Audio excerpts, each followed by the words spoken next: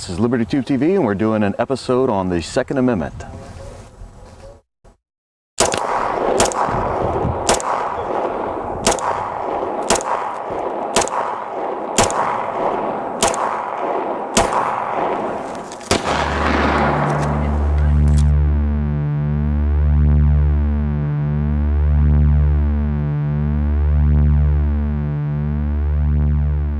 As many of you know, there's a Supreme Court case that is going to be decided fairly soon about what the Second Amendment means. And I taught constitutional law for 10 years, and so I've got my opinion.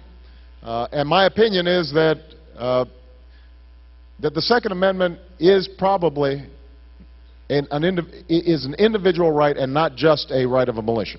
And I think that's where I expect the Supreme Court to rule. I think that is a fair reading of the text of the Constitution. And so I respect the right of lawful gun owners to hunt, fish, protect their families. I respect that. Like all rights, though, they are constrained and bound by the needs of the community. So I have a right to free speech, but I can't just yell fire in this auditorium. I can be prosecuted for that, because we've got a larger community interest in preventing mayhem.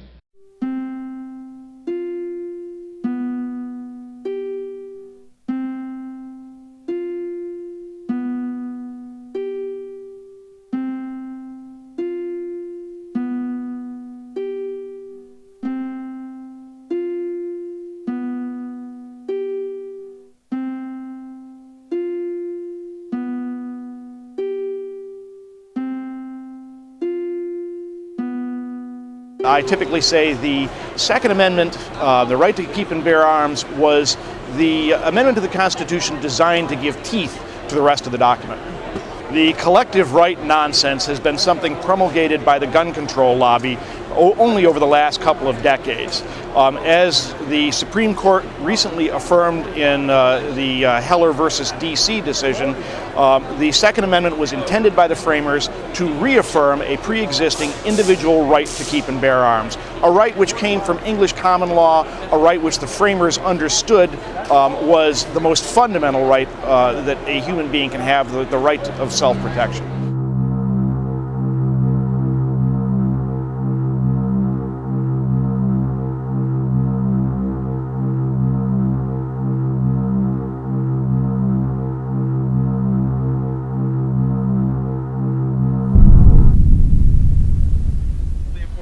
All right, the range is hot. Let's be careful.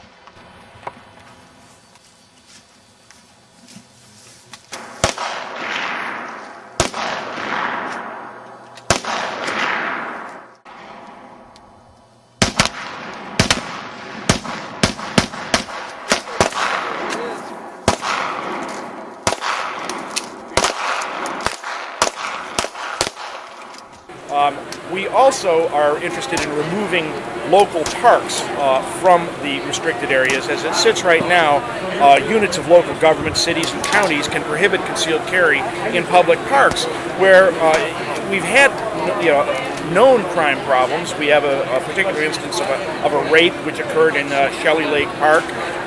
And so if women who are jogging or other people using the park for recreation, in particular, they should be able to protect themselves and their families. We started back in 1994. We became active around the passage of the Brady Act and the original so-called assault weapon ban, the original ban on semi-automatic firearms, when we put nearly 2,000 people on the Capitol steps in a rally we organized in only 30 days. We decided we had enough organization, enough support to keep going, and we made a nonprofit organization out of it, and we've been pretty much kicking tail ever since. Well, we were involved in passage of the original concealed handgun law.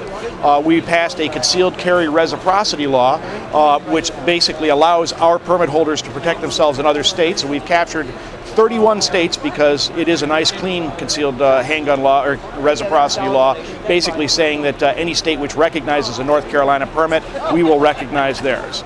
We passed legislation a few years ago allowing concealed handgun permit holders to bypass the purchase permit system because these people have already had background checks far more stringent than is required for the National Instant Check System to buy a firearm. These are people who are certified sane, sober, and law-abiding by the fact that they've had a concealed handgun permit. I don't understand how we want to get on a subway at night knowing that everybody else on the subway is armed, and because I have a gun, I'm okay. Well, there have been studies that have shown that in cities where there are concealed carry laws, that the crime rate goes down because criminals are afraid that people may retaliate. As for this particular rate, what do you think of that? What's your view? On this race, what's interesting is that Romney. You don't want to give me your view because it requires you to actually say what you think. Because I'm asking you, I happen to agree with that. I think that you think we should have a concealed gun law in New York? Yeah, I think that probably would be helpful. There are people who do conceal guns here, and to the degree people are afraid that criminals might be retaliated on, I think that helps keep the place safe. Why you can walk down the streets in an American city carrying a concealed weapon without a license is wacky. I didn't say without a license. I'm talking about that's what's going on. I'm talking about a different point here. No, I want to see people disarmed. Permits, they actually I want people disarmed in our major cities. How's that for a plan? The media is invariably biased against gun rights. As a matter of fact, it's been documented in many cases. CNN has actually lied to viewers by talking about semi-automatic firearms while showing footage of fully automatic machine guns. There is absolutely no doubt in my mind that I've seen USA Today do thematic editions for gun control, all right, through all sections of the newspaper. Unfortunately, we're looking at a case where, whether it comes to elections or public policy, we're getting the media driving the show instead of reporting on it. 1 year ago today, people across the nation cried with the students of Virginia Tech. On the morning of April 16, 2007, a student gunman went on a murderous rampage. When it was over, he had killed 32 people and himself and wounded dozens more. Activists are using today's anniversary to push lawmakers to strengthen gun control laws. The interesting part is just before Virginia Tech, the Virginia legislature killed a bill that could have protected those students. They killed a bill which would have allowed concealed handgun permit holders to carry firearms for protection on campuses.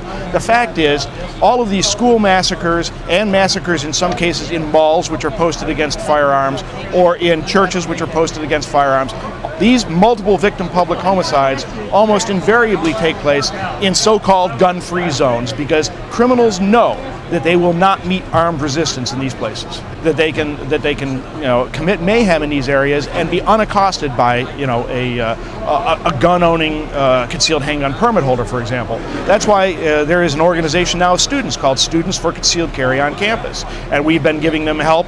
There's a chapter here that's opened up at NC State, and we hope to see them to thrive because the fact is, concealed handgun permit holders, again, they've proven themselves sane, sober, and law-abiding. So they should be allowed to protect themselves on campuses.